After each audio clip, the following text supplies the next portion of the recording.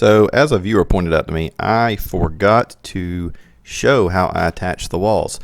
I actually took a video of that, but I forgot to upload it somehow in things a while back. So this is actually going to be video 10B, because video 10 is where I show the walls stood up.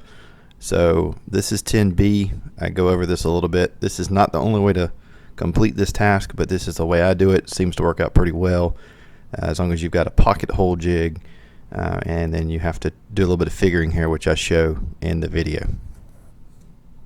Alright, so what I have here is the sidewall, and one of the next steps we're getting ready to do is to attach the sidewall to the trailer.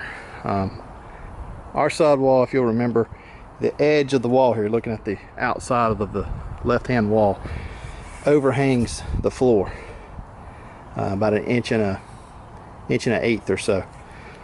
So what we're going to do, and this is how we did it on our first trailer, is we're going to drill pocket holes into the trailer so that when we stand the trailer up, we can use screws and attach this into the bottom ledger board that I put in the framing of the sidewall, and that will screw down into the 1x material that's along the edge of the along the edge of the trailer. First thing I want to show you here is my pocket hole jig, and basically what I figured out here through a little trial and error was this ruler is 2 inches up. So what I did is took my ruler and put it along the edge as a guide. I took my pocket hole jig and I took the wings off the side of it. The wings normally slide up and down the rails here, and they normally, on most stuff, they get you lined up for the particular thickness of material that you have. But because we're kind of not working off the edge of the material here, we're working off of a arbitrary point. I figured out that if I set this thing 2 inches up from the bottom, and then I take my pocket hole drill bit here and I put it in the jig. This is the jig that I use to set the thickness on it, and I set it on about an inch. Let's see right there. I set the little adjustable stop there on 1.25 inches. I use this, and then I take a clamp and I clamp this onto the edge of the material here. This clamps that I'm using have just enough meat on the end of the clamp there to hold the clamp in place.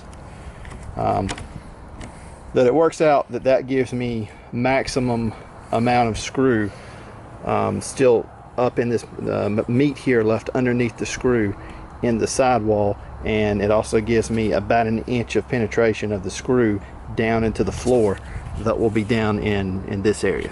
So I get the maximum amount of meat under the screw, and I get the maximum amount of screw into the floor, so I've got maximum holding power there.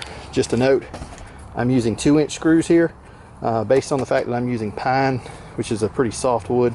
I'm using the coarse ones. Those work out much better. You still don't want to over torque them, because if you do, they will strip. But the fine thread ones, they strip right off the bat in pine. So that's about it.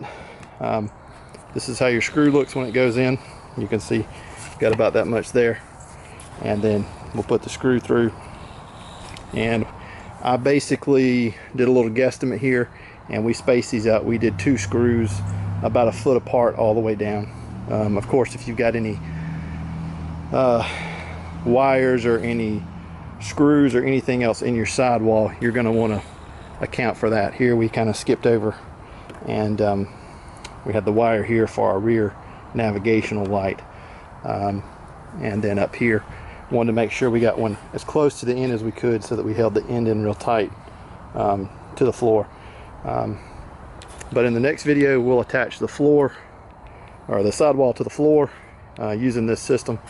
And so that's about it. If you like this video, please consider subscribing to my YouTube channel, and that's about it. Thanks.